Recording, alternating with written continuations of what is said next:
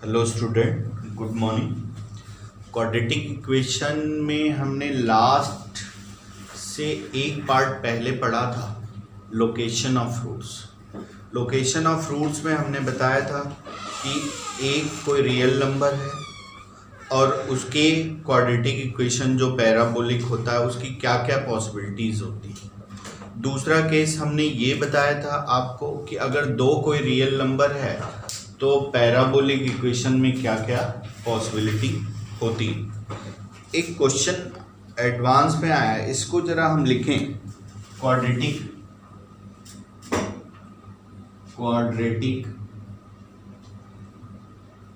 Equation last topic है। आज ये क्वाड्रेटिक इक्वेशन फिनिश हो जाएगा, इसके बाद हम तुम्हें शुरू करेंगे सीक्वेंस एंड सीरीज शुरू करेंगे। तो लिखें question, let a b c are real number a b c are real number if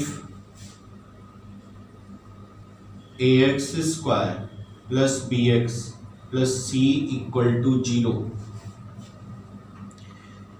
has two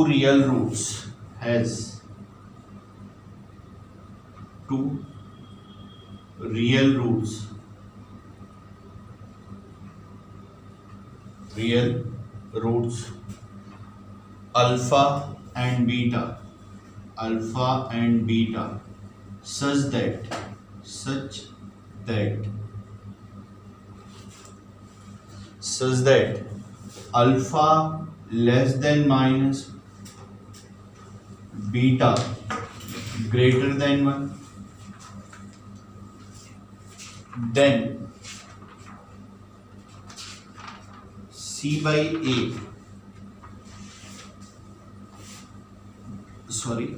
1 plus c by a plus mod of b by a की वैल्यू फाइंड करनी है।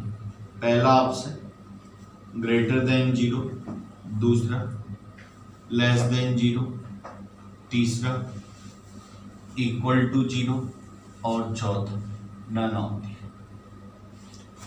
ये advance 2015 का question है। ये देखो, ये quadratic equation है, ये पैराबोलिक होगा, या तो पैराबोला अपवर्ड होगा या तो पैराबोला डाउनवर्ड होगा। वो ए पे डिपेंड करेगा कि ये पैराबोला अपवर्ड होगा या पैराबोला डाउनवर्ड होगा। कह रहा है कि अल्फा, दोनों लोकेशन बता रहा है, यानी location of roots alpha less than -1, यानी -1 क्या है, ग्रेटर देन। तो ये देखो, अगर पैराबोलिक अपवर्ड हो तो ये ऐसा है, अल्फा बीटा इनके रूट्स है, अल्फा बीटा, और अल्फा जो है लेस देन यानी -1 यहां, और ये बीटा जो है वो 1 से ग्रेटर है, यानी 1 बीटा जो है ग्रेटर देन 1 है। तो 1 कहाँ होना चाहिए, यहां होना चाहिए, तभी बीटा ग्रेटर देन 1। अब इसका हमें लोकेशन ऑफ रूट्स लिखना है, कंडीशंस। ये ए क्या है, ग्रेटर देन 0। अब देखना, पहला इसमें क्या होना चाहिए कि d ग्रेटर देन 0 होना चाहिए। d ग्रेटर देन 0 होने से मतलब b स्क्वायर माइनस क्या होगा भाई, 4ac ग्रेटर देन 0। तो पहला कंडीशन तो ये होना चाहिए। ये देखो, यहां से ये नीचे डाउन बना, तो ये क्या हो गया, f of 1 ग्रेटर देन 0 होगा कि लेस देन 0 होगा, f of 1 less than, sorry f of -1 less than 0, और f of 1 भी क्या होगा, लेस देन। अब देखो, f of -1 लेस देन 0 और f of 1 भी लेस देन 0, तो f of 1 की वैल्यू निकालें, f of 1 की, f of 1 यहाँ पे x की जगह 1 रखो, तो ये हो जाएगा a plus b by a plus c, ये हो। अब इसको आप देखना कि a ग्रेटर देन 0 का केस है, हमें c बाई ए और b बाई ए की वैल्यू निकाल, तो यहां से आप a कॉमन ले लें, तो 1 plus b by a plus c by ये। और दूसरा क्या है, दूसरा f ऑफ -1 क्या होगा, लेस देन 0, तो ये वैल्यू ये भी क्या हो गई, लेस देन 0, तो ये हो गया 1 plus b by a plus C by a less than क्या हो गया, 0, ये नंबर। अब दूसरा कंडीशन क्या है, f ऑफ -1, ये देखो ये f ऑफ 1 नेगेटिव जा रहा है और f ऑफ -1 भी नेगेटिव जा रहा है, तो f ऑफ -1 ये भी क्या होगा, लेस देन 0, तो ये वैल्यू रख दो, a minus b plus c less than, a common ले लें, तो 1 plus C by A minus B by a less than 0, a positive है तो डिवाइड कर दो आप, तो ये क्या हो जाएगा, 1 plus C by A minus B by a less than 0, ये नंबर। अब देखो इन दोनों को कंबाइन किया गया है इसमें, तो इन दोनों को अगर आप कंबाइन करोगे तो ये देखो 1 plus C by a same है और यहाँ प्लस बी बाई ए है और यहाँ माइनस बी बाई ए, तो प्लस और माइनस लिख लें और प्लस माइनस के बजाय उस पर हम क्या लगा दें, मॉड, और नेगेटिव का मल्टीप्लिकेशन क्या हो जाएगा, पॉजिटिव हो जाएगा। तो यानी कंडीशन क्या आ गया भाई, 1 plus C by A minus B by A का इस पे मॉड लगा देंगे और ये क्या हो गया आंसर, ग्रेटर देन 0, तो ये इसका आंसर, तो आंसर ए जो है वो करेक्ट है।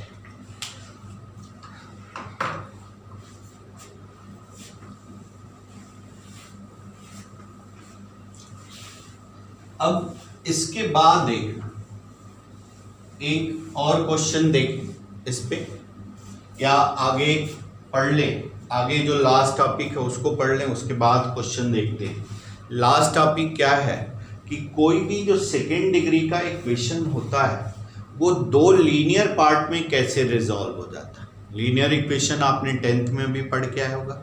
लीनियर इक्वेशन क्या होता है कि जब वेरिएबल की हाईएस्ट पावर जो है 1 के इक्वल हो जाए, यानी इस फॉर्म में हो जाए, तो हम इसको लीनियर इक्वेशन कहते हैं, ax plus b y plus c equal to. तो कोई भी क्वाड्रेटिक, सभी क्वाड्रेटिक इक्वेशन दो लीनियर के फॉर्म में फैक्टराइज हो जाते हैं, या दो लीनियर के पार्ट में फैक्टराइज होने का क्या कंडीशन होता है वो हमें लिखना है। तो हेडिंग डालो, quadratic expression, quadratic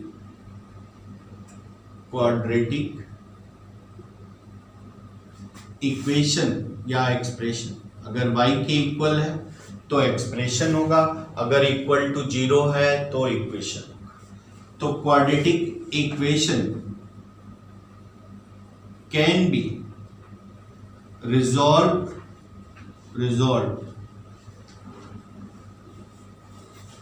into two linear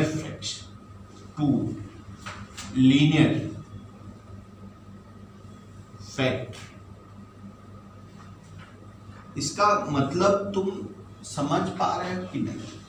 देखो इस टू लीनियर का मतलब ये होता है, जैसे ये क्वाड्रेटिक इक्वेशन है, सिंपल हम लिखें x square minus 5x plus 6 तो इसको दो लीनियर यानी फैक्टराइज करने का क्या कंडीशन होगा, सभी क्वाड्रेटिक इक्वेशन जो है फैक्टराइज हो पाएंगे कि नहीं हो पाएंगे।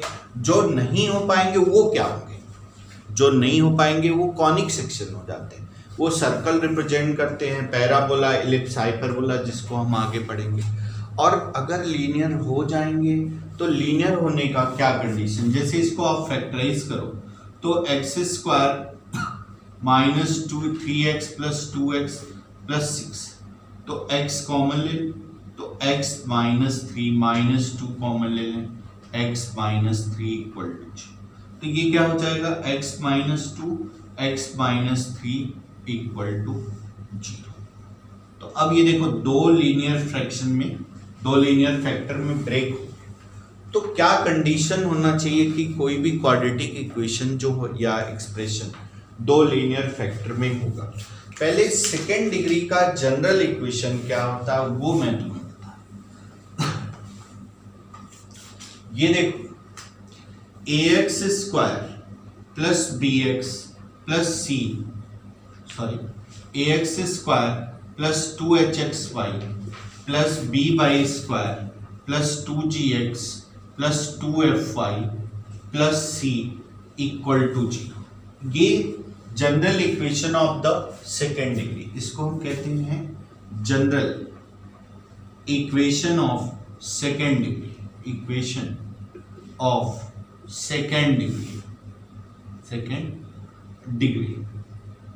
ऐसे इसका बहुत ब्रॉड फॉर्म हम जो पढ़ेंगे वो कोऑर्डिनेट ज्योमेट्री में। अभी जिस तरह के क्वेश्चन आते हैं उन पे हम डिस्कशन कर रहे हैं कि ये general equation of the second degree है, ax square plus 2hxy plus by square plus 2gx plus 2fy plus c equal to 0। तो ये किस केस में फैक्टराइज हो जाएगा और किस केस में नहीं फैक्टराइज होगा। तो इसको ब्रेक करने का एक तरीका होता है। क्या तरीका होता है कि इसको हम मान लें कि इसके दो लीनियर फैक्टर है, ax square plus 2hxy plus by square plus 2gx plus 2fy plus c equal to 0। मान लें कि इसका दो लीनियर फैक्टर है, ये L1x plus M1y plus N1 और L2x plus M2y plus N2, ये तो ये दो लीनियर फैक्टर है। तो ये कब, जैसे ये आप मल्टीप्लाई करके वैल्यू निकालोगे तो L1 L2 की वैल्यू जो हो जाएगी a, इसी तरह से निकालते रहोगे और निकालने के बाद जो कंडीशन आएगा वो हम लिख रहे हैं, उसको हम d से लिखते हैं और d की वैल्यू होती है abc plus 2fgh minus af square minus bg square minus ch square equal to 0। अगर ये abc किसके कोफिशिएंट है, a देखो x स्क्वायर का, b क्या है y स्क्वायर का, c जो है कांस्टेंट है, g क्या है x का, f क्या है y का और h क्या है xy का। तो अगर ये वैल्यू 0 हो जाए तो इस रिप्रेजेंट टू लीनियर फैक्ट। अब तुम कहोगे कि सर अगर ये लीनियर फैक्टर नहीं रिप्रेजेंट करता है, अगर कोई भी सेकेंड डिग्री का जो इक्वेशन होता है अगर वो लीनियर फैक्टर ना रिप्रेजेंट करे तो क्या होगा। तो फिर वो कॉनिक सेक्शन रिप्रेजेंट करता है जिसमें सर्कल बनता है, पैराबोला बनता है, हाइपरबोला बनता है और एलिप्स बनता है। अगर d नॉट इक्वल टू 0 हो जाए, फिर से देखो ये कंडीशन है, abc plus 2fgh minus af square minus bg square minus ch square equal to अगर 0 हो जाए तो दो लीनियर फैक्टर बन पाएगा इस सेकेंड डिग्री। अगर 0 नहीं होता है तो दो लीनियर फैक्टर नहीं बन पाएगा। और हमारे बुक में जो क्वेश्चन है अभी क्वाड्रेटिक इक्वेशन में प्रेजेंट टाइम में, वो सिर्फ इस पे ही बेस्ड है। तो हम इस पे ही वर्क, इसके रेस्ट पार्ट को हम कोऑर्डिनेट ज्योमेट्री में शुरू करेंगे। तो क्वेश्चन लिखो, नोट कर लिए।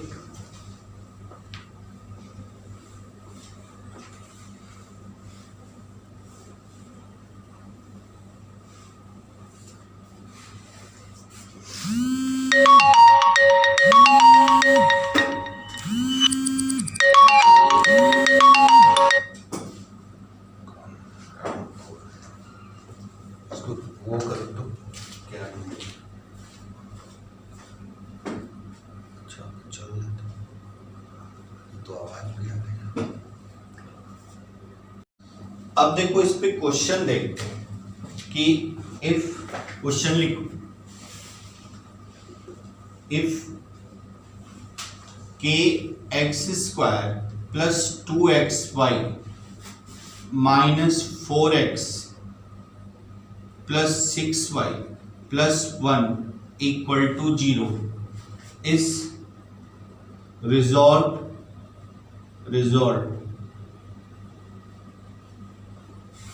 into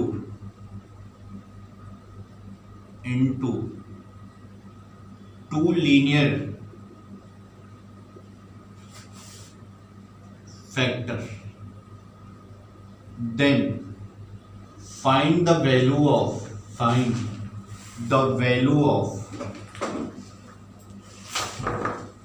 k कि ये कोई क्वाड्रेटिक एक्सप्रेशन है, ये resolve into two linear factor के फॉर्म में है, तो k की हमें वैल्यू निकालनी। तो अगर दो लीनियर फैक्टर में रिजॉल्व हो जाए तो ये कंडीशन होना चाहिए, d is equal to a b c plus 2fgh minus AF square minus BG square minus CH square equal to 0। ये जो इक्वेशन है इसको आप स्टैंडर्ड इक्वेशन से कंपेयर करो, तो लिखोगे आप comparing the general equation of the second degree ax square plus 2hxy plus by square plus 2gx plus 2fy plus c equal to 0, इससे कंपेयर। तो a इज इक्वल टू की h is equal to 1, b equal to b y square b 0 y square है, तो 2gx तो g minus 2 f3 और c 1। अब इसकी value इसमें रखें तो ये देखो a b c रखोगे आप तो ये 0 हो जाएगा, प्लस 2fgh, f कितना है 3 6 और ये हो जाएगा minus 12, 2fgh minus AF square, a की वैल्यू कितनी है k और f की वैल्यू कितनी है 9, तो ये हो जाएगा minus 9k, bg square b 0 है, c कितना है c 1 और h कितना है 1 इक्वल टू 0, तो ये हो जाएगा minus 13 minus 9k equal to 0, तो k is equal to minus 13/9, ये इसका आंसर। एक और क्वेश्चन हम लिखें,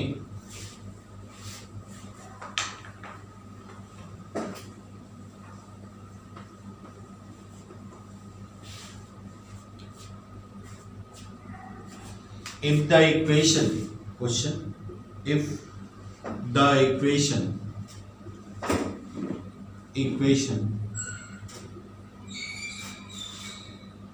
x square plus 4xy plus ky square plus 2x plus 4y plus 2 equal to 0 can be resolved into two linear factor,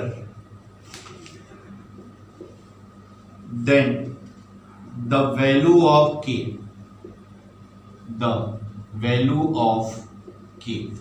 की value निकाल। तो सबसे पहले इसको कंपेयर करें स्टैंडर्ड इक्वेशन में, comparing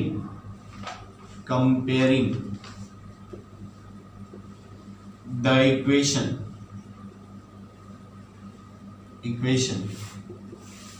ax square plus 2hxy plus by square plus 2gx plus 2fy plus c equal to 0, इससे compare करो। तो a की वैल्यू कितनी आई 1, 2h is equal to 4h 2 आ गया, b इक्वल टू k आ जाएगा, 2g इज इक्वल टू 2 तो g 1 आ जाएगा, 2f is equal to 4f 2 आ जाएगा, c 2।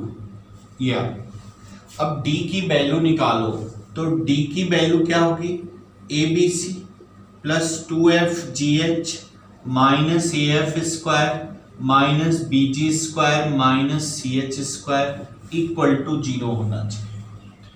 तो ये देखो ABC plus 2FGH minus AF² minus BG² minus CH² 0 होना चाहिए।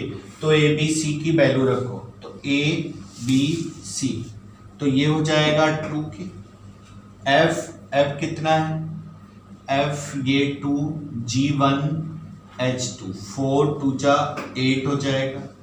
A कितना है 1, F कितना है 2 तो ये 4 हो जाएगा। B कितना है K और G कितना है 1 तो ये K हो जाएगा।